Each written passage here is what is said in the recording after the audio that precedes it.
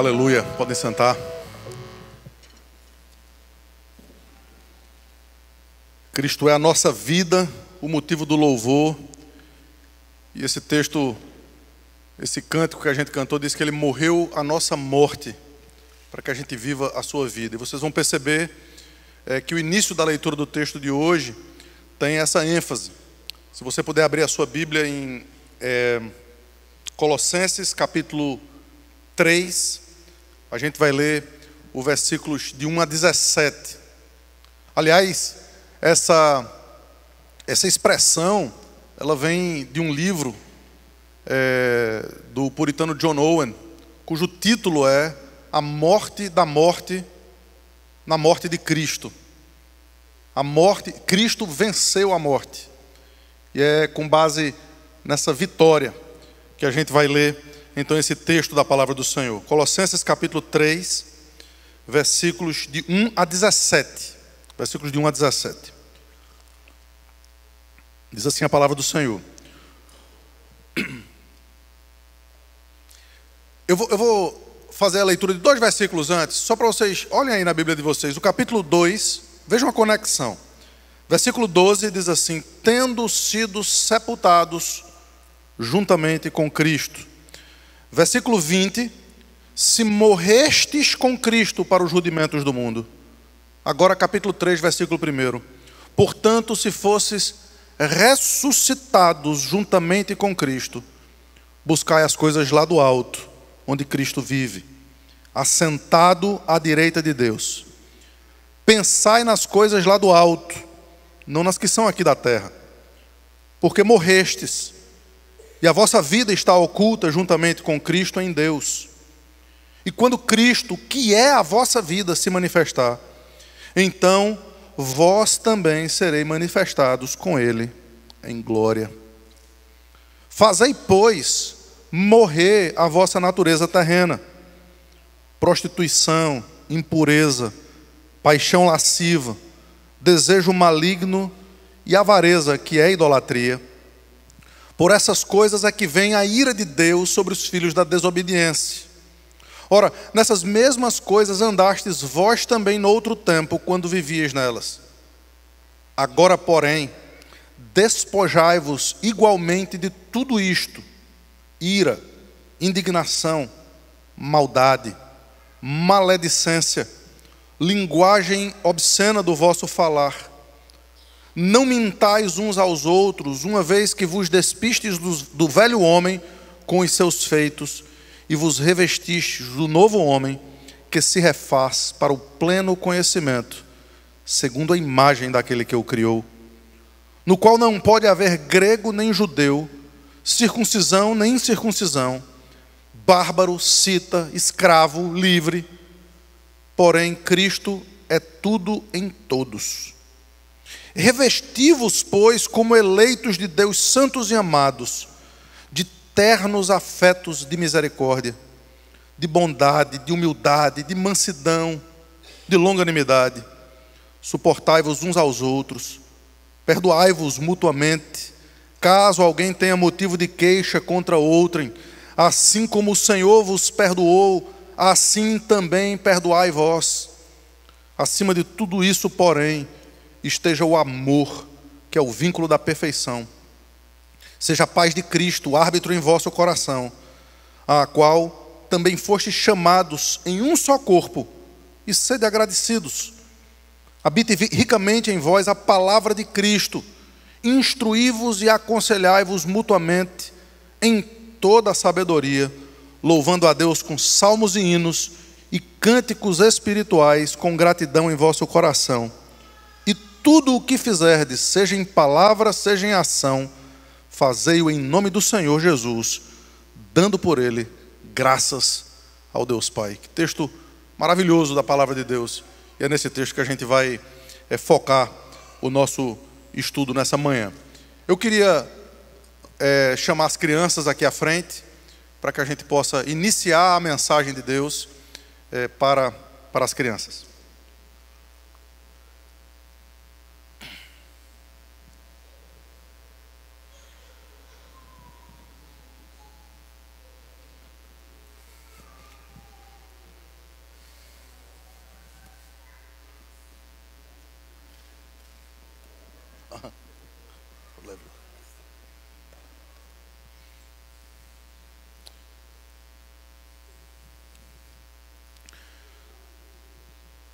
Oi.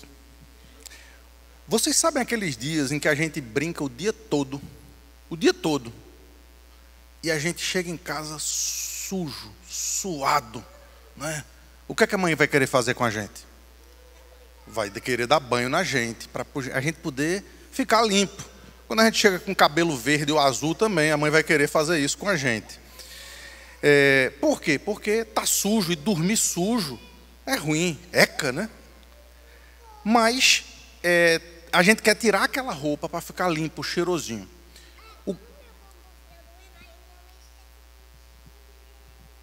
É verdade, a mãe tem que lembrar dessas coisas sempre.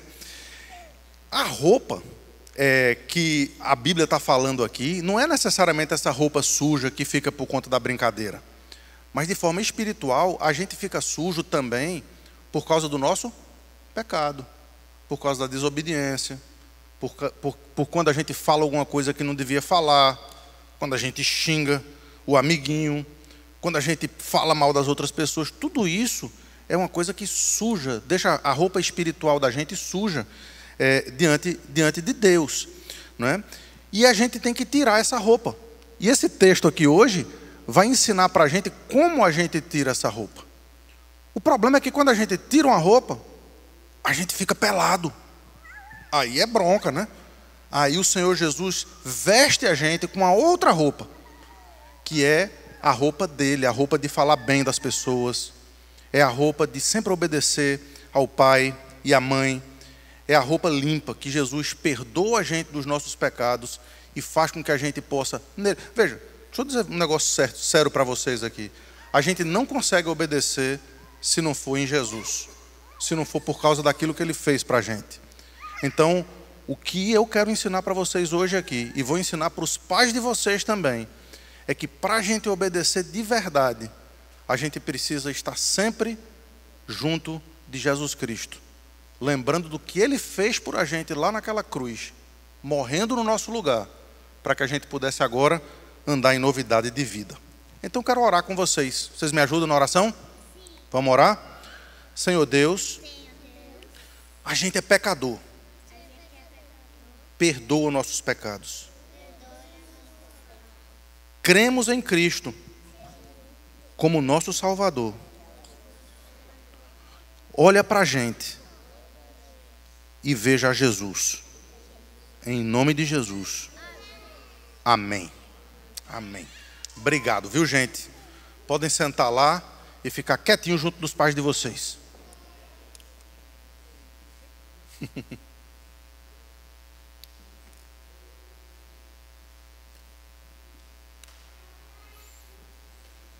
Obrigado, Tiago.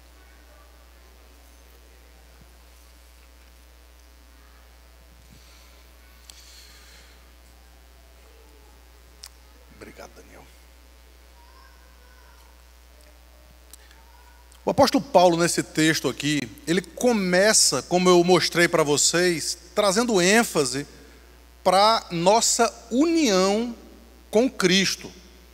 A coisa mais importante que a gente tem não é a nossa família. A coisa mais importante que a gente tem não é o nosso conforto, o nosso emprego, nosso trabalho. A coisa mais importante que a gente tem não são os nossos amigos. A coisa mais importante que a gente tem é o fato de sermos unidos a Jesus Cristo. E a gente precisa aprender isso. Vocês já viram, eu lendo aqui no capítulo 1, que o apóstolo Paulo ele liga a gente a Cristo na sua morte. Ele liga a gente a Cristo no fato dele ter sido sepultado.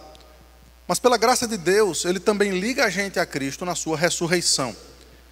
A gente é tão um com Cristo, que quando Jesus está lá no final do sermão, de um dos seus sermões, ele diz assim: olha, muitos de vocês, num determinado dia, vão ser apartados de mim. E as pessoas vão dizer: mas por que nós estamos sendo apartados de ti? E Jesus vai dizer: porque quando eu tive fome, vocês não me deram de comer. Quando eu tive sede, vocês não me deram de beber. Quando eu tive preso, vocês não me visitaram. E as pessoas vão dizer: mas Jesus, a gente não se lembra disso. E Jesus vai dizer: todas as vezes que vocês deixaram de fazer a um dos meus pequeninos, foi a mim que vocês deixaram de fazer. O que Jesus está dizendo é que a A gente é um com Ele. Então, quando o pequeno Daniel trouxe para o pastor dele um copo de água, não é porque eu sou o pastor dele, mas é porque eu sou um irmão em Cristo, é como se ele estivesse dando água ao próprio Cristo. Quando nós fazemos o bem uns aos outros, Jesus diz, vocês estão fazendo esse bem a mim, ou deixando de fazer esse bem a mim. É assim que nós somos unidos com Cristo. Ele nos vê como Ele vê ao seu próprio corpo. E nessa ênfase agora, a gente é ressuscitado com Ele, deixando para trás todos os argumentos que a gente viu no domingo passado. Nós não precisamos mais de liturgias, nós não precisamos mais de misticismo, nós não precisamos mais de regras humanas. Todas essas coisas não nos aproximam de Cristo. Elas podem ter aparência de sabedoria. Eu estou aqui no final do capítulo 2, para quem estava aqui domingo passado, quem não está, é uma revisão. Essas coisas, elas podem parecer sábio, mas não passa de rigor ascético, e não tem nenhum valor contra o pecado, contra a sensualidade.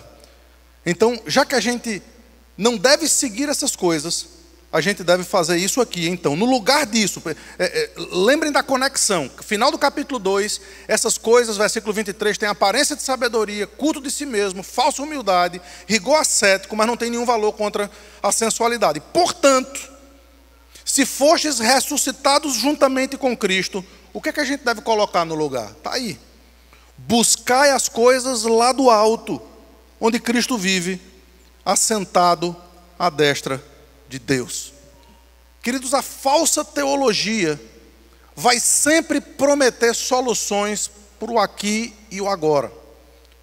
A falsa teologia vai sempre prometer para você a cura de uma doença, a solução de um problema financeiro, o amor de determinada pessoa que você deseja que ame você. A falsa teologia sempre vai mostrar ou tentar dizer para você que solucionando o seu problema aqui, a sua vida está tranquila. Só que a gente tem experiência dessas coisas e a gente percebe que, mesmo quando exteriormente as coisas estão bem aqui, se nós não tivermos conexão com Cristo, a gente não consegue ser feliz de verdade. A gente não consegue viver de tal forma que a vida faça sentido, por mais que a gente tenha tudo. O apóstolo Paulo vai dizer, olha, o que é que adianta o homem ganhar o mundo inteiro e perder a sua alma? O que é que adianta? Portanto, ele vai, ao invés de trazer essas soluções para o aqui e para o agora, em relação a esse mundo aqui, o apóstolo Paulo diz, vocês estão mortos. É impressionante como ele vai trazer aqui duas conexões, morte e vida, e uma mudança, uma troca, como eu falei para as crianças aqui, uma troca de roupa, literalmente. A gente morre e a nossa roupa suja do pecado morre com a gente, ela fica imprestável. Alguém vai ter que usar a nossa roupa. E nós vamos ter que usar uma outra roupa desse alguém, e a gente vai perceber quem é em alguns instantes. Entretanto, se a gente está vivo, a gente só pode estar vivo em Cristo. Estamos mortos para esse mundo. Deixa eu ler para vocês os versículos 2 e 3, que é onde ele faz essa relação aqui. Pensai nas coisas lá do alto, não nas que são aqui da terra. Por quê? Porque morrestes, e a vossa vida está oculta juntamente com Cristo em Deus.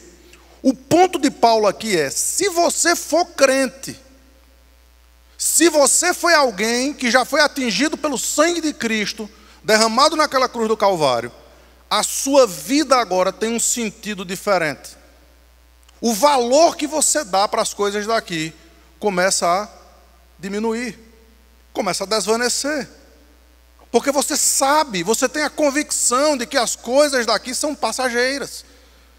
De que as coisas daqui, elas não têm um fim em si mesmas. As grandes fortunas desse mundo terminam 7 palmos debaixo da terra. Assim como todos os outros seres humanos. Existe uma igualdade. A morte, humanamente falando, nos iguala a todos, exceto se nós temos Cristo como nosso Salvador. A nossa vida, já que estamos mortos para esse mundo, está oculta, está escondida. E nós só vamos poder viver verdadeiramente quando morrermos para esse mundo. Esse é o argumento do apóstolo Paulo. A gente só vai poder experimentar uma novidade de vida, uma vida abundante, plena, quando dia após dia as coisas desse mundo forem ficando para trás no nosso pensamento. E no lugar, a gente pensa em quê? Nas coisas lá do alto, onde Cristo vive. Eu posso garantir para vocês que a nossa vida vai ser diferente quando a gente de fato começar a pensar assim. Porque a nossa perspectiva muda.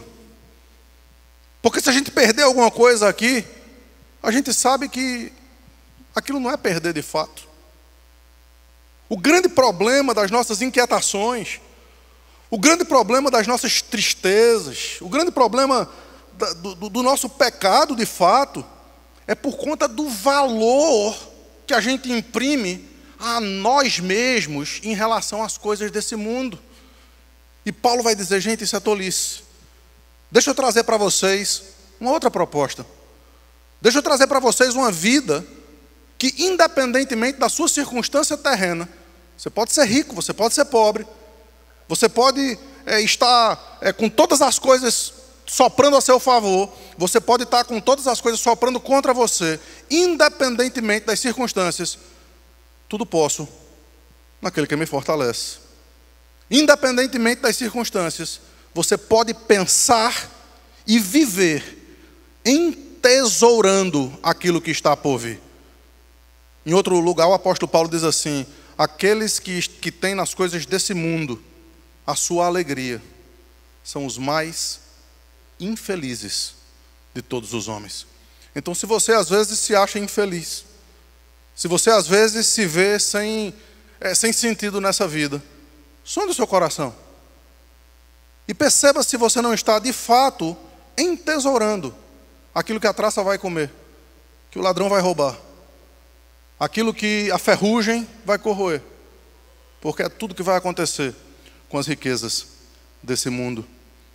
Nós somos sepultados com Cristo, portanto, troque os rudimentos do mundo, as regras humanas, pelos pensamentos e pelas coisas lá do alto. E aí vem o próximo ponto da argumentação de Paulo. Porque, veja, é muito bom a gente falar sobre liberdade cristã. É muito bom a gente falar sobre não estarmos presos e amarrados a essas regras. Não faça isso, não toque aquilo, não prove aquilo outro. É muito bom a gente falar da alegria que a gente pode ter na vida, no sentido que a gente pode ter no nosso dia a dia. Sentar perto de algumas das senhoras aqui da igreja é fazer a gente rir e rir muito. Vale a pena, é gostoso, é bom. É bom a gente ter alegria na vida. Entretanto, o apóstolo Paulo, ele sabe, ele conhece o coração humano. E quando o coração humano pensa apenas em liberdade, ele vai terminar usando essa liberdade de forma equivocada. Então, sabiamente, ele traz um freio de arrumação aqui. Assim como ele fez lá em Gálatas. Gálatas é uma outra carta de alforria. Gálatas é uma outra carta onde Paulo fala de liberdade. E no capítulo 5 ele diz, Cristo pagou um preço altíssimo pela nossa liberdade. Sejam firmes e não se coloquem de novo sob o jugo de escravidão. Mas no versículo 13 ele diz, Cristo vos libertou para a liberdade, mas não useis da vossa liberdade para dar ocasião à carne. Portanto, agora, a gente vai ver o outro lado da moeda. A gente vai perceber que a nossa união com Cristo não é simplesmente para nos salvar. Glória a Deus que é para nos salvar. Não é simplesmente para nos fazer ter uma alegria aqui nesse mundo. É claro que é bom ter alegria aqui nesse mundo. Entretanto, a nossa união com Cristo também é para nos transformar. Para nos fazer andar em novidade de vida. Para que a nossa vida agora tenha sentido, não simplesmente por causa da liberdade que a gente tem, mas também por conta de sermos servos de um Deus que fala sobre santificação, sem a qual, diz ele, ninguém verá o Senhor. Jamais abandonaremos a nossa liberdade, Jamais abandonaremos a vida abundante em Cristo, muito pelo contrário, vamos nos abraçar a ela, mas nós vamos nos abraçar a essa liberdade, estando livres também da corrupção e do pecado que tenazmente nos assedia. Mas como a gente faz isso? Difícil. Na verdade, impossível. Portanto, depois, a gente troca essas coisas que destroem para aquilo que ele diz aqui no versículo 4. Quando Cristo, que é a vossa vida, se manifestar, então vós também sereis manifestados com Ele em glória. O que ele vai falar a partir daqui tem que ter isso no nosso pensamento. Nós não estamos preocupados com o próximo passo glorioso que vamos receber aqui, com a próxima notícia extraordinária que a gente está esperando aqui. A gente está esperando por aquele momento que, independentemente das circunstâncias, Ele vai se manifestar. E já que nós morremos com Cristo, e já que nós fomos enterrados com Cristo, e ressuscitamos com Cristo, quando Cristo se manifestar, nós também nos manifestaremos juntamente com Ele em glória. É outra pegada. São outros valores que vêm para o coração da gente. Agora, aquilo que a gente tem aqui pode e vai ser usado para investir aonde? Na eternidade, onde Cristo vive. Agora a nossa vida vai ser para quê? Para o louvor da glória do seu nome. Por quê? Porque é essa vida que tem sentido eterno. A gente orou aqui por uma senhora de 92 anos de idade. É possível que alguém aqui chegue a viver um pouco mais do que isso, mas não muito. A vida aqui é curta. Aliás, se passamos aqui uma vida de tribulação, o apóstolo diz que é uma leve e momentânea tribulação. Por quê? Porque produz para nós um peso, veja o contraste, eterno de glória, acima de toda comparação. E é exatamente, queridos, essa perspectiva que eu queria que vocês tivessem. Nunca esqueço, quando Patrícia estava no hospital, que a gente não sabia o que ia acontecer, e ela dizia, me fale sobre o céu. Me fale sobre o céu. Porque ouvir sobre o céu fazia com que a gente estivesse pronto para ir para casa, para partir e estar com Cristo, o que é infinitamente melhor. Então vamos dividir esse texto aqui em 2 pontos, essa troca, que o apóstolo Paulo vai argumentar aqui, uma troca de roupas que a gente deve fazer. Primeiro, se dissipam as roupas sujas do pecado, perdão, eu li errado aqui, se dispam, tirem a roupa suja do pecado. Veja, o pecado é real. Se vocês ouvem mensagens e ouvem argumentos nos quais você pode não pecar, esses argumentos, eles não apenas tornam você mentiroso, mas o apóstolo João diz que Deus é mentiroso. Se dissermos que não temos pecado, tornamo-lo mentiroso, e a sua palavra não está em nós, e somos filhos do maligno, porque a mentira pertence a Satanás. Não, o pecado é real. E eu e vocês lidamos com esse negócio, com esse troço, todo dia na nossa vida. E enquanto estivermos desse lado da glória, essa luta renhida vai estar no coração da gente. Paulo, em Romanos capítulo 7, ele diz isso. Ele diz, o bem que eu quero fazer eu não faço, mas o mal que eu não quero, esse eu faço. Desventurado homem que sou, quem me livrará do corpo dessa morte? Portanto, nunca neguem a realidade do pecado. Porque negar a realidade do pecado é mergulhar no pecado cada vez mais. O pecado é real, ele existe, ele corrói, ele destrói. E nós precisamos entender que, uma vez que fomos ressuscitados com Cristo, a gente precisa fazer morrer, esse é o argumento de Paulo aqui, fazer morrer essa natureza. Versículo 5, fazei, pois, morrer a vossa natureza terrena. Queridos, fazer morrer é sufocar, é estrangular, É entender que se nós dermos um pouquinho de vida a essa natureza, ela vai se manifestar, e ela vai crescer, e ela vai dominar o nosso coração, a nossa mente. A gente não pode brincar com o pecado. A gente precisa chamar pecado de pecado. E infelizmente, os púlpitos estão vazios de pecado hoje em dia. Não se fala mais em pecado. Não se aponta mais o dedo. A pregação não é mais imperativa. Ela passou a ser simplesmente passiva. Vocês são lindos. Vocês são a menina dos olhos de Deus. Veja, é verdade. Alguns de vocês são lindos.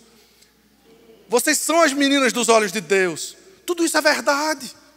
Entretanto, queridos, isso é em Cristo, em santificação, em honra. Porque naturalmente, vocês são horrorosos por conta do pecado de vocês. Naturalmente, o espelho mostra para nós as rugas desgraçadas da nossa prostituição, do nosso pensamento maldoso, das nossas palavras infames, do nosso coração desgraçado, da nossa ira insana. Portanto, o apóstolo Paulo aqui, ele fala no verso 8, exatamente esse contexto aí de trocar de roupa. Veja aí, o versículo 8 diz assim: agora, porém, despojai-vos igualmente de tudo isso. Essa palavra despojar é se despir, se vestir, é tirar literalmente a roupa. Despojai-vos. Tire a roupa de tudo que é terreno em você. E que roupa é essa? Que roupa é essa que você tem naturalmente, que é terreno em você? Aí vem a lista do apóstolo Paulo aqui, começando no versículo 5. Versículo 5 diz assim: fazei, pois, morrer a vossa natureza terrena. 2 pontos. Prostituição, impureza, paixão lasciva. Essas 3 primeiras palavras aqui têm a mesma raiz. É a raiz de porneia. A palavra prostituição aqui tem a ver não necessariamente com você pagar uma prostituta para fazer alguma coisa com ela. Isso está incluído também. Mas é todo o pecado de ordem sexual que vem não apenas para o nosso corpo, mas também para a nossa mente. Não tem ninguém bonitinho aqui. Não tem ninguém que não seja adúltero diante dos olhos de Deus aqui. Porque quando Jesus explica o mandamento não adulterarás, ele diz que aquele que olhou para uma mulher com intenção impura no coração já adulterou com ela. Portanto, quando a gente precisa fazer morrer a nossa velha natureza, isso está linkado a pensarmos nas coisas lá do alto. Porque se você pensar nas coisas lá do alto, no momento que você estiver sendo tentado na sua mente carnal à prostituição, você vai poder correr, não porque você deseja, não porque naturalmente você quer, mas porque você agora tem uma nova natureza, um novo desejo. Você agora alimenta um novo homem que está dentro de você. O grande problema da luta contra o pecado, e gente, por favor, me escutem aqui, a gente está no mesmo time. O grande problema na nossa luta contra o pecado é quando a gente tenta com as nossas próprias forças, com os nossos próprios argumentos. Quando a gente tenta achando que a gente vai ter forças suficientes para dizer não ao pecado, e nós não temos essa força. Porque esse velho homem, ele é forte. Esse velho homem é a natureza, é aquilo que está dentro de nós, que é insano, que é vil, que é terrível, e que se nós não sufocarmos, ela vai crescer e vai nos apunhalar pelas costas. Porque o pecado é destrutivo, é terrível, é horrendo. Mas não é apenas nessa área. Ele diz desejo maligno. Aqui, queridos, existe uma expressão que o apóstolo Paulo está contrastando aos desejos naturais da igreja de Colossenses. Aqueles homens que vinham do misticismo, eles desejavam muitas coisas boas até. Entretanto, por conta da ênfase que eles colocavam nessas coisas, aquilo se tornava idolatria. Ele vai falar de idolatria daqui a pouco, quando trouxer o argumento da avareza.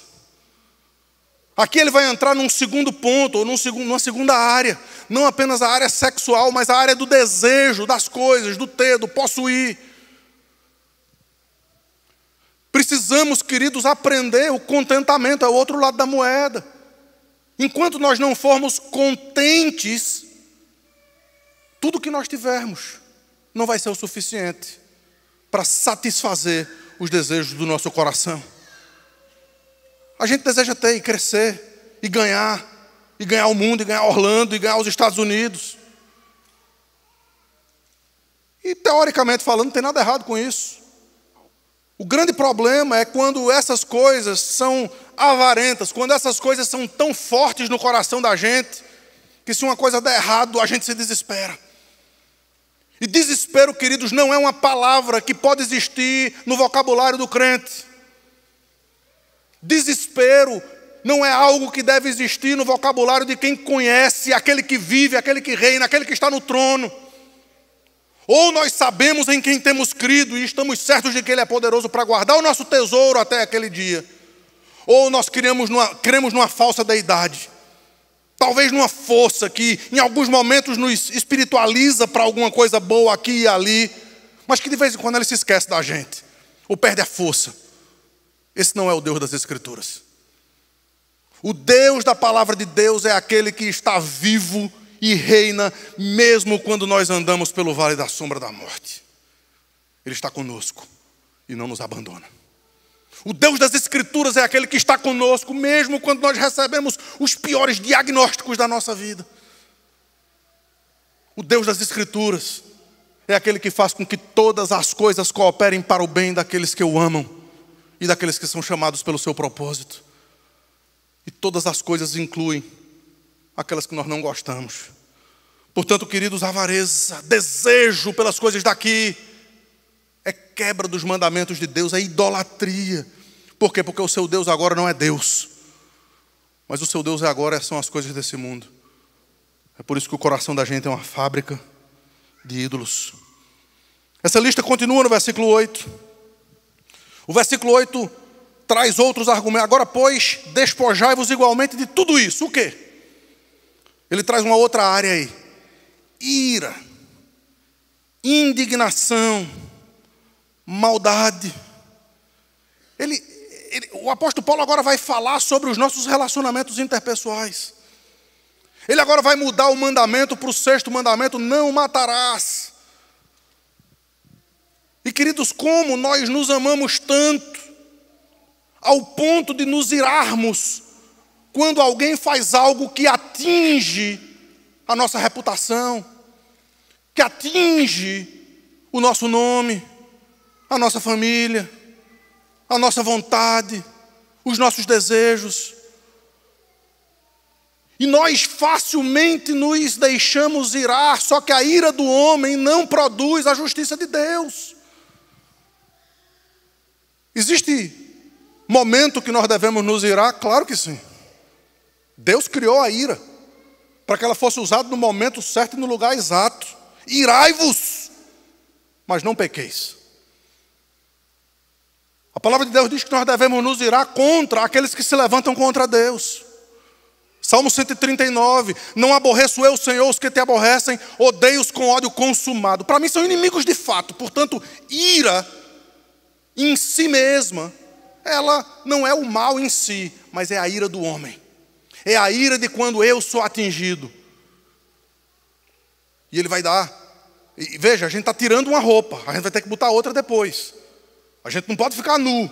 Mas essa roupa da ira, da indignação, da maldade, da vingança, essa roupa precisa ser deixada para trás. Sabe por quê? Porque ela vai transformar esse sentimento em algo que a Bíblia chama de amargura. E a amargura, queridos, é a coisa mais tola, mais burra que alguém pode deixar crescer no seu coração. Porque a amargura não vai deixar você viver. A amargura não vai deixar você cultuar. A amargura não vai deixar você ser feliz. Alguém amargurado é alguém que vive em função dessas pessoas, ou dessa pessoa contra quem você está amargurado. Que tolice, que burrice. Não sejam amargurados, deixem a amargura de lado. Não é fácil. A gente não está lidando aqui com alguma coisa que seja simples de ser aplicada. Por quê? Porque esse velho homem continua ali dizendo: isso aí está errado. Não é possível que eu tenha que aceitar esse tipo de coisa. Façam morrer, se dispam de ira, de animosidade, de indignação, de maldade. Veja a próxima palavra: maledicência. Ah, queridos, que desgraça para uma igreja, para uma família, para um povo, é a tal da maledicência. Maledicência também é colocado naquela lista que o Senhor Jesus Cristo traz contra o 6º mandamento: não matarás. Porque quando você fala mal de alguém, você está matando essa pessoa. A maledicência precisa ser completamente extirpada e não é fácil. Eu já falei sobre isso antes aqui. Parece que falar mal das pessoas é um negócio gostoso, né? Parece que é. Quando a gente percebe que tem uma rodinha ali falando mal de alguém, a gente quer ouvir. Deixa eu dizer um negócio para vocês. Primeiro, não sejam maledicentes. É óbvio, né? Não falem mal das pessoas. Mas deixa eu dar uma segunda dica aqui para vocês. Não queiram ouvir o que os outros têm para falar mal das pessoas. Você pode: não sou maledicente, eu não falo, mas gosto de ouvir ali. Não queira. Porque você termina criando no seu coração um julgamento que pode estar errado, que precisa ser extirpado. É por isso que a Bíblia traz processo. Existem maneiras pelas quais a gente lida com essas coisas. Vá lá para Mateus 18 e você vai ver como é que a gente lida com essas coisas. Se alguém fez algo contra você, existe um caminho que a gente deve seguir para ganhar esse irmão. E não para cancelá-lo, como é tão próprio da nossa cultura. A cultura do cancelamento não é bíblica. E nós não podemos nos deixar levar por essa cultura. Portanto, ainda no versículo 8, o texto tem uma última palavra, que é exatamente a linguagem obscena do vosso falar. A nossa boca, ela não pode, o Senhor Jesus disse que da mesma boca não pode sair bênção e maldição. É por isso que nós precisamos, dia após dia, sermos santificados em todas as áreas. Em todas as áreas. E as nossas palavras precisam ser sempre temperadas com sal. As nossas palavras precisam ser sempre utilizadas de uma forma que Deus tenha, que nós tenhamos a noção da presença de Deus em qualquer ambiente que nós estejamos. A presença de Cristo em qualquer ambiente que nós estejamos. Eu me lembro quando eu era pequenininho, da idade dessas crianças que estavam aqui na frente, e a gente cantava uma musiquinha que dizia assim: cuidado boquinha no que fala. Cuidado boquinha no que fala. Há um Salvador no céu que está olhando para você. Cuidado boquinha no que fala. Que a gente possa entender que a nossa boca, ela precisa ser aberta para o louvor da glória de Deus, para a bênção, para coisas que glorifiquem o nome do nosso Salvador. E aí, no início do versículo 9, ele termina o argumento falando, isso não é exaustivo não, tá? Tem muito mais coisa nessa roupa.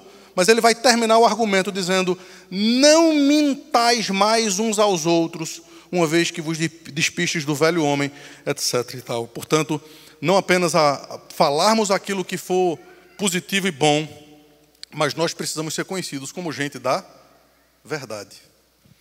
Que o nosso sim seja sim e que o nosso não seja não. A gente precisa entender que quando um crente fala, quando alguém fala e faz parte dessa família que se chama igreja, nós não estamos falando por nós mesmos. Nós estamos falando em nome do nosso Mestre, em nome de Cristo. Por isso que ele diz: nem jure pelos céus ou pela terra. Por quê? Porque quando nós falamos, nós somos identificados. Lembre que o argumento aqui, nós somos unidos a Cristo. E não está falando do pastor não, está falando de você, se você for crente. Você é um cristão.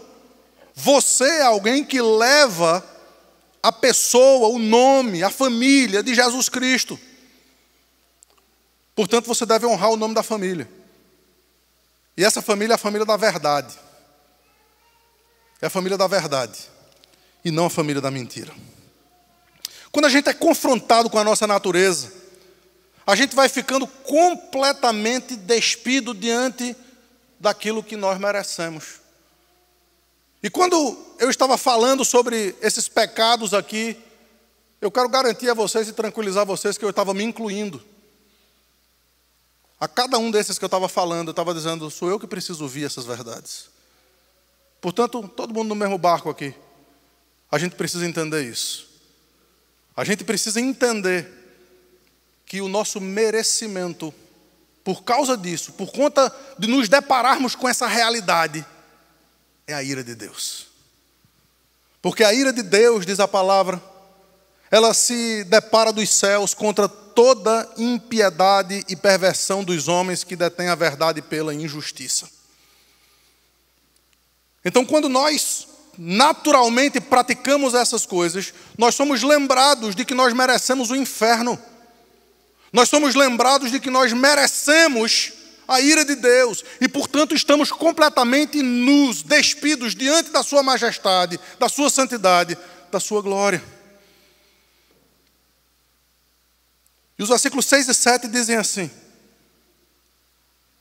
por estas coisas é que vem a ira de Deus sobre os filhos da desobediência. Está confirmando o que eu acabei de falar.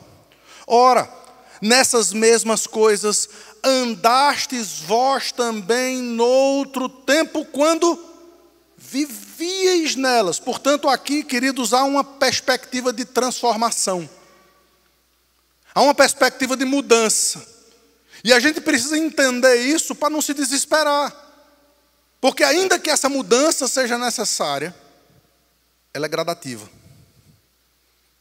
Ainda que essa mudança seja necessária, eu não quero que você que é crente saia daqui desesperado.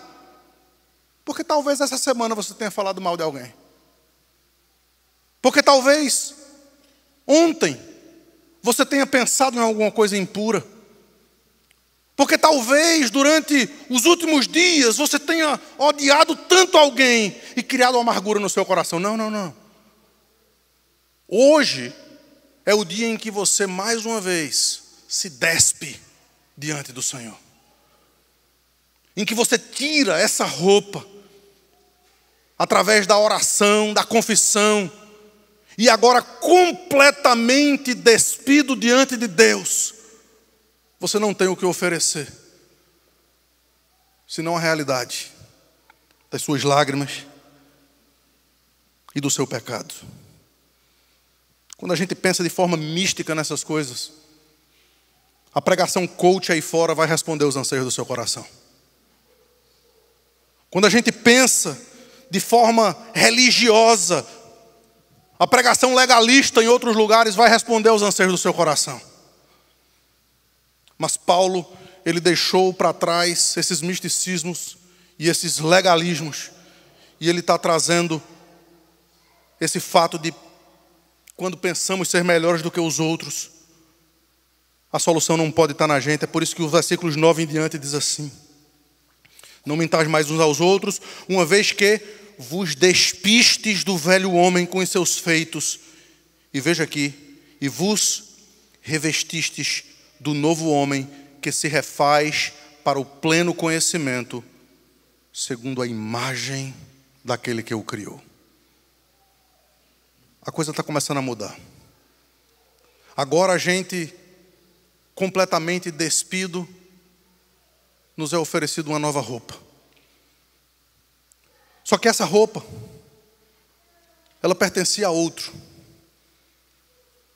E esse outro também vai ter que se despir dessa roupa gloriosa, santa, perfeita. E ao se despir de sua glória, ao se esvaziar e abrir mão da alegria que lhe estava proposta, mesmo não tendo os nossos sentimentos, mesmo não tendo pecado como nós, ele se coloca completamente nu naquela cruz. Ele, na verdade, espiritualmente está se vestindo com as nossas roupas, com a nossa ira, com a nossa indignação, com a nossa blasfêmia, com a nossa avareza, com a nossa mentira, com a nossa pornografia, com os nossos pequenos furtos. Ele está se vestindo com aquilo que o meu coração pensa, com aquilo que minha mente deseja. Ele está se vestindo de tudo aquilo que eu sou naturalmente, e completamente despido diante de Deus, ele recebe a ira que era para mim. E eu agora tenho oferecido, assim como você, as roupas gloriosas que ele tirou, para que agora a gente possa ver o outro lado da moeda. Como é que a gente tem que andar agora? Já que essas coisas é que vem a ira de Deus sobre os filhos da desobediência, e Ele levou sobre si as nossas dores, Ele levou sobre si as nossas transgressões, Ele levou sobre si tudo aquilo que eu merecia. Agora, a gente tem que andar de forma diferente, e não há distinção, veja. Se você olhar para o lado, você pode dizer, aquilo ali é melhor do que eu, ou aquele ali é pior do que eu, mas veja o que Paulo diz aqui no versículo 11, no qual não pode haver grego nem judeu, circuncisão nem incircuncisão, bárbaro, cita, escravo, livre, Cristo é tudo em todos. A parede da separação, ela não existe mais. Entre Hitler e a Madre Teresa de Calcutá, todos são igualmente perdidos nos seus delitos e pecados. E assim como eu e vocês, que estamos talvez entre essas duas figuras, precisamos tão somente da graça e da misericórdia de Deus para andarmos agora vestidos do novo homem. É o segundo e último ponto. Se vistam com as roupas limpas de Cristo. Há roupas limpas para você nessa manhã. E as roupas são essas aqui. Estamos diante de Deus e como Adão, a gente pensa que a gente pode se esconder atrás das nossas próprias obras, das nossas próprias vestimentas. Quando Adão se viu nu, está lembrado do texto? Adão percebeu que estava nu por conta do pecado. Ele tentou me ajuda? Costurar para si, obrigado. Costurar para si uma roupa feita pelo seu próprio esforço.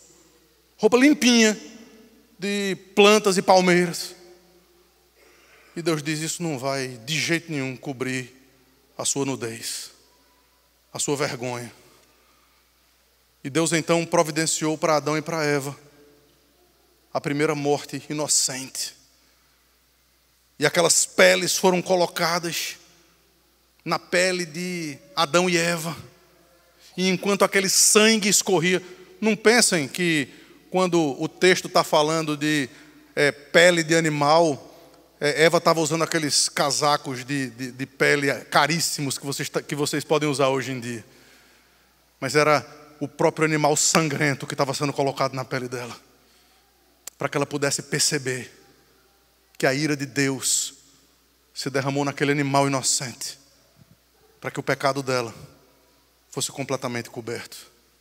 E o Evangelho está aqui sendo pregado para você nessa manhã, para que você entenda que as suas obras não vão levar você para canto nenhum, para que você entenda que tudo que você tiver para oferecer para Deus não vai resolver o seu problema coram Deo, diante de Deus, não vai, não tem como. O Evangelho entra em ação, porque as nossas roupas desgraçadas só servem para nos condenar à ira de Deus, como a gente já leu aqui. Essa natureza nos guia por uma nova lei. E a lei que está sendo proposta para vocês, diferente daquela que foi pregada aqui domingo passado, é o resumo da lei por Cristo Jesus. Vocês lembram como Cristo resumiu a lei? Resuma a lei, os 10 mandamentos. E ele disse, amarás ao Senhor teu Deus de todo o teu coração, com toda a tua força e de toda a tua alma. E segundo, amarás o teu próximo como a ti mesmo. Esse é o resumo de toda a lei. Paulo em Gálatas e Tiago, eles são ainda mais profundos. Aliás, João diz algo parecido em 1 João. Ele diz que se você quiser resumir o resumo da lei, vá para o segundo mandamento. Amarás o teu próximo como a ti mesmo. Cumpre toda a lei. Porque como você pode amar a Deus a quem você não vê, se você não ama o próximo, aquele a quem você vê? Versículos 12 em diante diz assim: revesti-vos. O que é isso? Agora que vocês se despiram, vocês agora se revestem. Vocês agora vão colocar, tira essa roupa desgraçada do pecado. Agora vocês colocam essa nova roupa. Revestir-vos, pois, como eleitos de Deus, santos, separados e amados, de ternos afetos e misericórdia. É engraçado que quando eu estava no seminário, eu aprendi que esse era o texto bíblico que provava que a gente tinha que usar paletó na hora do culto, né? Revestivos, ou seja, se vistam de ternos. Está aí. Mas é de ternos. Foi uma piada, gente, pelo amor de tudo. Revestivos de ternos afetos e misericórdia. O que significa isso? Significa que quando a gente está lidando com irmãos em Cristo, esses afetos, eles precisam ser trabalhados. Por quê? Porque a gente continua lidando com o pecado. A gente continua lidando com a realidade que a gente acabou de se despir. Então essa nova roupa, ela vai trazer para a gente um trabalhinho. E imediatamente ele usa a palavra misericórdia. E misericórdia, na sua raiz, ela traz essa perspectiva de nós não recebermos aquilo que merecemos. Então, assim como nós não recebemos de Deus aquilo que nós merecemos, nós não devemos demandar dos outros aquilo que eles merecem, quando eles fazem alguma coisa contra nós. É isso que significa misericórdia. É tratar os outros como nós fomos tratados por Deus. Esses ternos afetos, então, eles não vão ficar mais fáceis. Eles não vão ficar fáceis, mas eles vão ficar mais fáceis. A gente vai poder, de alguma forma, entender que é possível. E como? Ele continua. De bondade, de humildade. Por quê? Porque a nossa natureza é uma natureza arrogante, egoísta. Desde pequenininhos. Esse aqui ama quando eu dou esse exemplo. A primeira palavra na vida que ele aprendeu não foi papai, miserável, não foi mamãe. A primeira palavra que ele aprendeu, meu primeiro filho, me ensinando teologia, foi meu. Uau! O pecado estava ali, desde o início. O egoísmo. E nós, naturalmente, somos assim, todos nós. E, portanto, precisamos nos despir de nós mesmos, da nossa arrogância. Porque humildade é aquilo que Cristo Jesus fez na cruz do Calvário. O Todo-Poderoso, o nome acima de todo nome, aquele que se assenta no alto e sublime trono, humildemente se entregou. Humildemente recebeu a ira, a vergonha, o desprezo. Vamos nos revestir dessa. Morremos com Cristo, ressuscitamos com Cristo, vivamos como Cristo viveu. De mansidão. A gente também aprende mansidão com Cristo. Queridos, mansidão é uma coisa difícil demais nesse mundo que a gente vive. Longanimidade. Sabe o que é isso? Sabe o que é alguém longânimo? É alguém que não tem pavio curto. É alguém que aguenta uma rebordosa, 2, 3. É alguém que reconhece o outro como pecador também. E posso dizer um negócio para vocês aqui, um segredinho. Você vive melhor se você for assim. Você vive mais leve se você for assim. Tá, isso é muito bonito, isso é muito interessante. Mas como é que isso funciona? Na prática mesmo. Vamos descer um pouquinho aqui. Aí vem os próximos versículos. Versículo 13 é assim, ó. Suportai-vos uns aos outros. E a raiz aqui da palavra é literalmente de fazer com que você seja um suporte para que o outro possa subir. Essa arrogância esse egoísmo, esse egocentrismo, ele é colocado de lado e agora a gente vive em família. É um pelo outro. É um suportando o outro. É um ajudando o outro. O que é meu é nosso. O que pertence a mim, pertence à comunidade dos crentes. Por quê? Porque é lá que a gente vai viver. E se nós somos irmãos aqui, nós vamos ser irmãos lá. Suportem-se. Suportem-se uns aos outros. Ajudem-se uns aos outros. E ele continua dizendo: suportai-vos uns aos outros, perdoai-vos mutuamente. É um outro ponto aqui. Por que ele já parte para o perdão? Porque ele sabe que a gente vai se machucar. Ele sabe que, como seres humanos, a gente vai fazer coisas um contra o outro que vai indignar, que vai ser errado.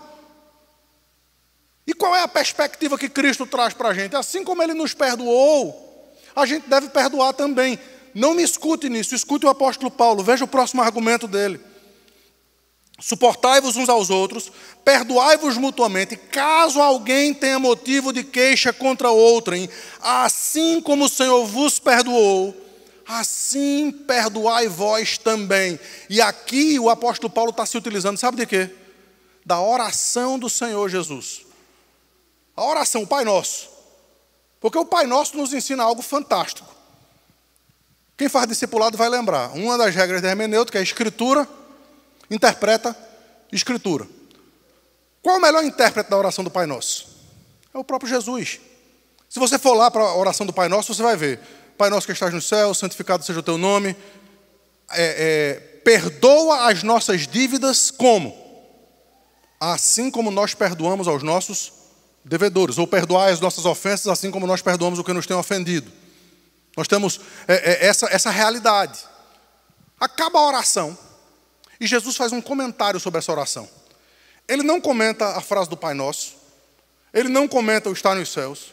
Ele não comenta toda a linda estrutura da oração. Ele só comenta essa parte. Ele diz assim: porque se vocês perdoarem os outros as suas ofensas, assim também o vosso Pai Celeste vos perdoará. Agora senta a rebordosa aí. Gente, o Evangelho, ele é uma faca de 2 gumes. E ele diz assim: entretanto, se você não perdoar os outros as suas ofensas, tampouco o vosso Pai Celeste vos perdoará. A gente não está lidando com a opção. A gente não está lidando com a opção. O Evangelho, ele traz para nós o perdão de Cristo. E agora eu posso viver em novidade de vida. Então eu não vou ser como aquele credor incompassivo, que tendo recebido todo o perdão, eu não consigo perdoar umas dracmas daquilo que o meu irmão fez contra mim.